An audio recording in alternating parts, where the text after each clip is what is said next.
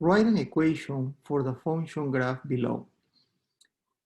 First thing that comes to my mind when I look at this graph is the absolute value function, right? Look at this V as in victory shape. So let's start with that. F of x equal absolute value of x.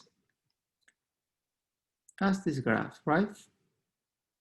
Looks like a V as in victory opening upward, right? This way. Now, notice the given graph opens downward. So how can I transform my graph so that it's open downward? That is accomplished by reflecting this graph above the x-axis, right? And to do that, we have to multiply the outside of our function by -1, right? Notice, here all output values are positive. If I multiply by -1, all output values will be negative, right? So my graph is going to look like this now.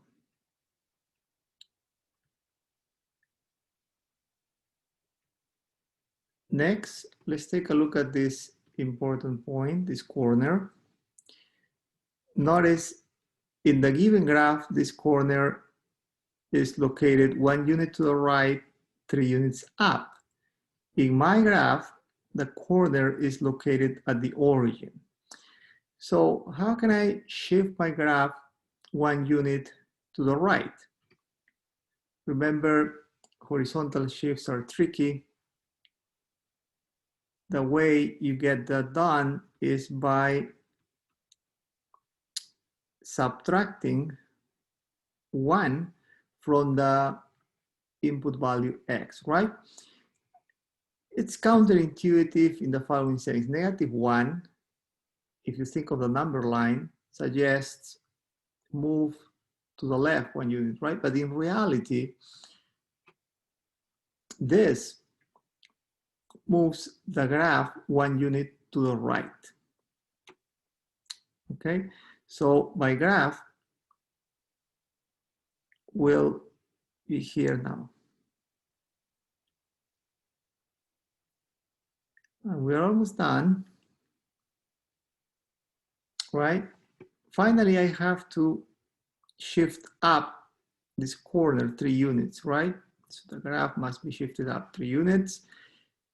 That is done by a vertical shift. Vertical shifts are very nice in the following sense. They are intuitive.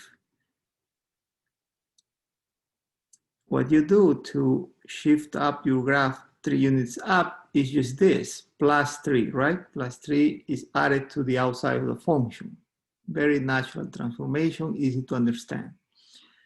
All right, so basically then this corner here, important point, will end up here, right? So finally, the graph is gonna look like this.